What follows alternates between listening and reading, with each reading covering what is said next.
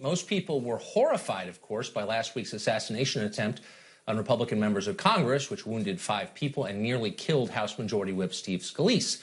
But most people apparently does not include some people, including New Jersey Democratic strategist Jim Devine. After the shooting, Devine tweeted this, quote, "We are in a war with selfish, foolish, and narcissistic rich people.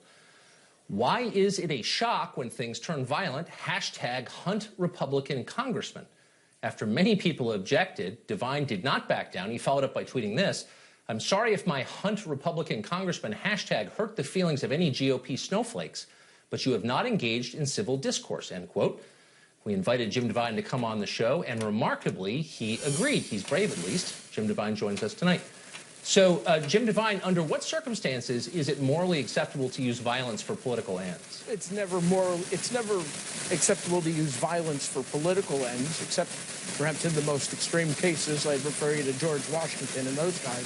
The fact of the matter is we do with ballots in this country what they do with bullets elsewhere. And it is not uncommon in politics that we use the language of war. We talk about fierce rhetoric. We talk about crusades and so on.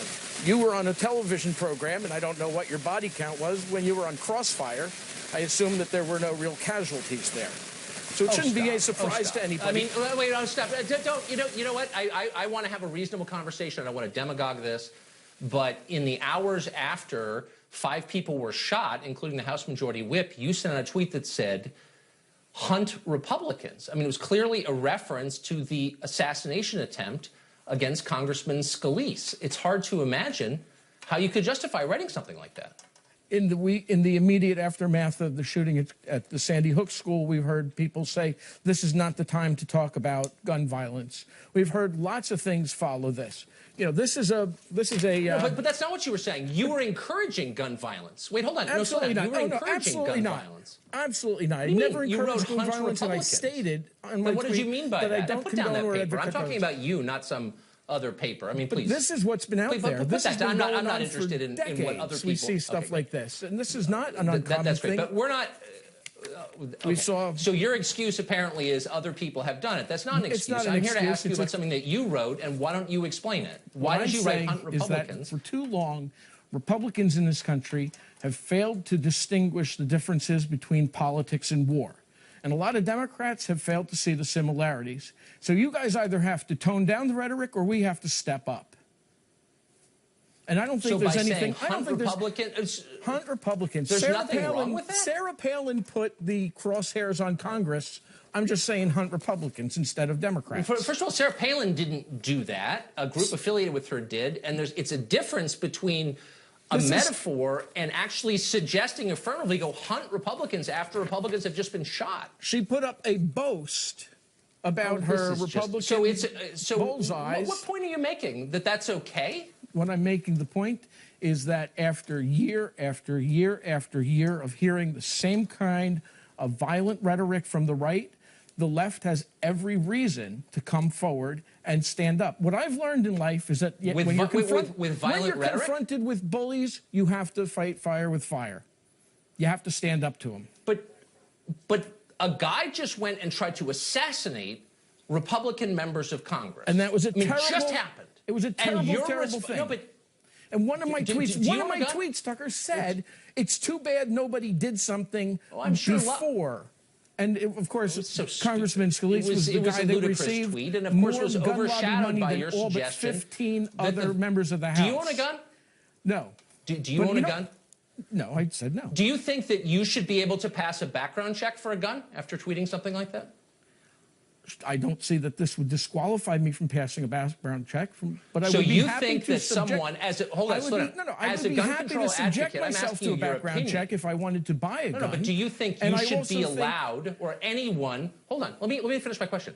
Do you think someone who tweets the day after an attempted murder like this, hunt Republicans, basically cheering it on, that person, in this case you, ought to be allowed to have a firearm in this country? Well, first of all, your interpretation that I'm cheering it on is not accurate. I specifically said that I don't condone or advocate violence. That was within seconds, and in another tweet that said hunt Republicans. This is a metaphorical use of the term. I do condone violence.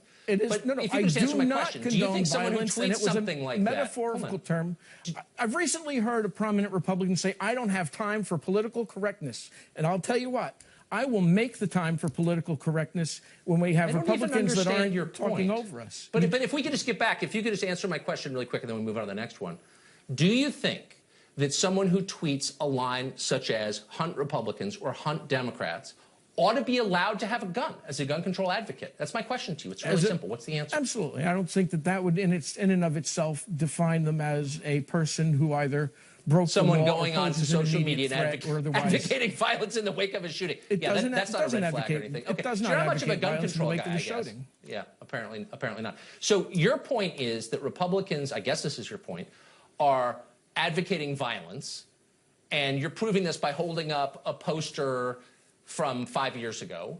And because they are, you say now Democrats should? Like, what is your point? Is that what you're saying? I'm saying that Democrats have to be more aggressive in the face of political issues, in the face of the opposition. We have members of people, one of the persons who was on that field who spoke about how terrifying it was, what does that mean? Was Senator Rand Paul. Senator Rand Paul retweeted something from Andrew Napolitano that said the reason we have a Second Amendment is not so people could hunt deer, it's so that they could shoot at a tyrannical government. So what's your point? That my he deserved point, it? Tucker, is very simply, saying? no, absolutely not. But my point is that when you put up obstacles to people voting, when you secretly plot in the Senate to repeal health care that's keeping 50,000 Americans alive, and you're otherwise erecting barriers to the democratic process where we have elections where the people that get the most votes don't win, that you should be shot? What happens is, no, but that is tyrannical government. That's the point. It's understandable when you're shot? It's the natural culmination. Stop at the talking points. Just get to what you're saying. I want to know what you're saying. Are you saying it's understandable when someone might shoot you if you do that? It's the natural culmination of the argument that was made by Judge Napolitano and Senator Paul Rand. If Senator Paul Rand would like to sit down and have an hour, Rand Paul, if he would like to sit down and have an hour-long discussion, no, but hold on. I'd be willing to show up and talk about it. Okay. My you're not point making is sense. that I'm going to give you one last enough chance. is enough. What is your point? My point is enough is and enough. So, if it's time to take up arms? No, it is not about taking up arms. It is about coming together and fighting back. Fighting back how? Politically. Peacefully. Then what is this about hunting and cheer? You know what? You're an unbalanced person, and I have to say, it's distressing that more Democrats haven't disavowed you. Well, I hope you know they what? will. I'm a perfectly Jim, balanced person. You don't seem it. Twitter isn't the only place where people have been politicizing the shootings of last week. It also happened on television with MSNBC's Joy Reid finding a way to suggest that Steve Scalise deserved to be shot. Watch this. Everybody is wishing the congressman well and hoping that he recovers. But Steve Scalise has a history that we've all been forced to sort of ignore. On race, he did come to leadership after some controversy over attending a white nationalist event, which he says he didn't know what it was. He also co-sponsored a bill to amend the Constitution to define marriages between a man and a woman. He voted for the House health care bill, which, as you said, would gut health care for millions of people, including 3 million children. And he co-sponsored a bill to repeal the ban on semi-automatic weapons. Are we required in a moral sense to put that aside at the moment? Jessica Deloche is a Democratic strategist. Katie Pavlich is an editor at Town Hall. They join us both tonight. So, Jessica, if you could just parse that Joy Reid essay for me, if you would. He disagrees. She's basically saying he disagrees with me on gun control, on health care, on gay marriage, and he spoke to a group I don't like. Therefore, you know, should we feel bad about him being shot or not? That seems to be what she's saying. Well, I think everything that Joy Reid decided to talk about it wasn't very smart. It wasn't very opportune. I mean, if you think about what topics she brought up, how were any of those things relevant to what happened to Scalise? They weren't. I mean, this is a person who has had an attempt made on his life. He's nowhere near being okay, and yet we're having to have a conversation now about votes that he's made in the past. I mean, I don't even understand how any of that is relevant, and it's really unfortunate that that's the conversation that Joy Reid decided to have then. Well, I don't think it was an accident, and I do see how it's relevant to Joy Reid and many people on the left, Katie. I think she's basically saying, look, this guy's disgusting, so, like, how upset should we be that he was shot? Maybe not so upset. Well, first, I think it's important to point out that Joy Reid started her segment by saying, we wish the congressman well. I don't actually believe that. I think that she doesn't wish the congressman well. I think in terms of the issues that they're bringing up, this is a smear campaign. She essentially accused him of being a racist as he lays in a hospital bed, unable to defend himself, when the racism story has been thoroughly debunked, even by reporters who initially accused him of racism. Look, you had the Democrat on before this. This has now become a mainstream argument. As you said, it's disconcerting that more Democrats aren't condemning this. And look, I agree that we need some kind of civility, some kind of decency, but I would really appreciate it if the left would stop lecturing conservatives about civility, which is really just a way to shut them up, while they don't do the same and uphold their end of the deal. Yeah, I don't even care about civility. I'm just worried about violence. Here's Scott Pelley, Jessica, describing the shooting of last week. Watch this. It's time to ask whether the attack on the United States Congress yesterday was foreseeable, predictable, and to some degree self-inflicted. Too many leaders and political commentators who set an example for us to follow have led us into an abyss of violent rhetoric, which, it should be no surprise, has led to violence. So 5 Republicans get shot, and Scott Pelley, who no longer, thank heaven, is in that chair, describes it as perhaps self-inflicted. What does that even mean?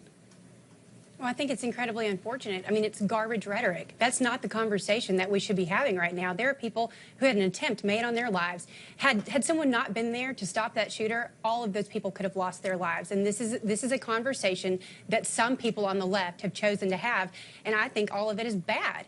And I think that more people do need to stand up and say that it's bad. More people on the left do need to have that conversation. I don't think that 2 wrongs make a right. I don't think that this is the time for people to come forward and say, you know what, maybe we should just try things a different way since we've been too peaceful beforehand. No, that's not what's happening here. You have people who are taking advantage of a tragic situation, and they're doing it to score political points, and I think that's going to backfire on the Democratic Party. I think all of it is terrible. Yeah. Well, it could hurt the entire country, Katie. I mean, it's moving in that direction, it feels like. Well, I would say the Democrats need to start making better arguments that aren't necessarily dehumanizing, but uphold their policies and talk about why what they believe in is going to be better for their constituencies, which they have far fewer of now. But in terms of how we move forward and the questions that have been asked and the issues that have been raised here, you know, this is a mainstream accusation that the left and the media, their friends in the media, have made. This is not something that is on the fringe anymore, and it just goes to show that the far left, all they want is to meet their end, and they'll use any means to get there, and in this case last week, it was violence. This can't be all made about the far left. Self-inflicted. I mean, that's no, it's not, but I mean, in this case, yeah, this is self-inflicted. So we're out of time, but I mean, just imagine, you all are on TV a lot. Imagine that script going through the layers of editors before it gets into a teleprompter and some hair hat reads it. Self-inflicted, really? Well, I mean, that's just totally insane. How is it that Republicans are being blamed for this here? I mean, that is the big question. Where's the ultimate victim president has engaged Jessica, in Katie, I'm sorry, we're out of bad time. ever since he's been in office. Ate up key moments.